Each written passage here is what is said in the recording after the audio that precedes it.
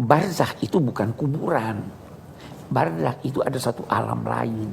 Kubur itu adalah tempat jasad. Nah, manusia itu ada jasadnya, ada rohnya.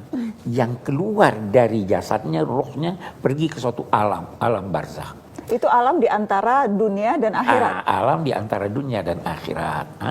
Jadi semua yang meninggal sekarang ini ada di alam itu menanti kapan ditiup sangkakala. Apabila ditiup sangkakala, maka mati semua yang di permukaan bumi ini, semua, bukan hanya di permukaan bumi, segala yang bernyawa mati menanti ditiupnya lagi sangkakala kedua untuk semuanya bangkit menuju padang mahsyar. Di sana dilakukan perhitungan. Setelah perhitungan mereka berangkat menuju ke sorga. Nah, dalam perjalanan menuju ke sorga ada jembatan. Habis satu-satu dulu, Bi. Jadi di alam barzakh. Katanya mau mendetail. Oh iya, tapi maksudnya kita detail alam barzakh dulu, baru kita detail padang mahsyar. Jadi alam barzakh seperti apa? Di alam barzakh, orang itu sadar. Dipertunjukkan di alam barzakh tempatnya nanti di akhirat. Al-Quran menceritakan tentang rejim Fir'aun, bahwa setiap pagi dan petang dinampakkan kepadanya neraka. Itu salah satu bentuk dari siksa. Nanti di hari kemudian baru dia dimasukkan ke neraka. Jadi bagi yang berdurhaka bahkan di alam barzakh pun sudah disiksa. Sudah diberi panjar.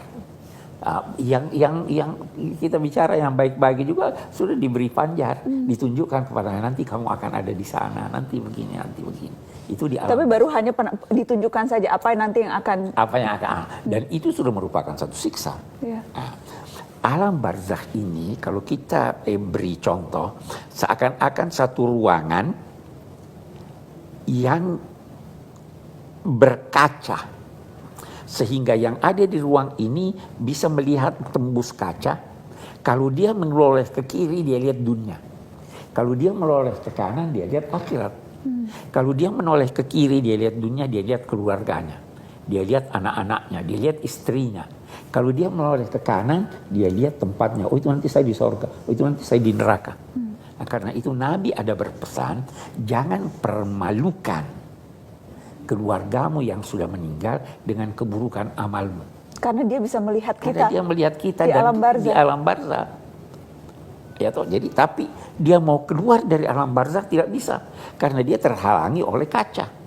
Nah, nanti kalau sudah kiamat ditiup sangkakala, terbukalah pintu untuk semua digiring menuju padang mahsyar. Itu alam barzakh. Ada orang-orang yang berkata begini, di alam barzakh itu orang tidur.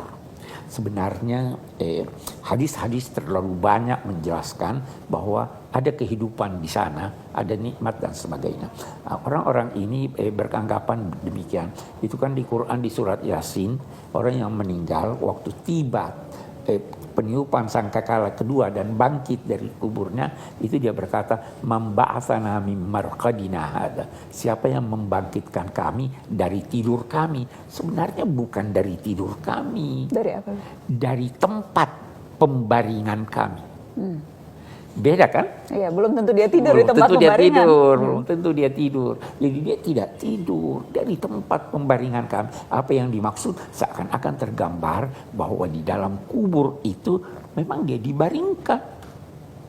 Setiap muslim, setiap manusia dibaringkan di tanah. Muslim dibaringkan menghadapkan kiblat. Dia sadar waktu itu jasadnya ada di sana, tetapi rohnya ada di tempat lain. Di alam barzakh. Jadi kubur itu sebenarnya bukan buat orang yang meninggal. Kubur itu buat yang masih hidup. Buat yang masih hidup. Kita ingin berhubungan dengan dia, kita tidak tahu. Maka kita jadikanlah seakan-akan ini meeting point. Kita berkunjung ke sana. Dia tidak di sana. Tapi doanya akan sampai, Bi. Oh, insya Allah sampai selamat tulus ya, sampai doa itu. Karena kan kita kemudian datang, kita ziarah kubur, kita berdoa, kita membacakan Yasin, kita membacakan tahlil, segala macam kita bacakan itu. Kita bacakan itu semuanya, ketulusan kita itulah yang menjadikan doa ini diterima Allah atau tidak. Yang jelas, yang digarisbawahi oleh semua ulama, ziarahlah ke kubur, tapi jangan minta pada kuburan, minta pada Tuhan.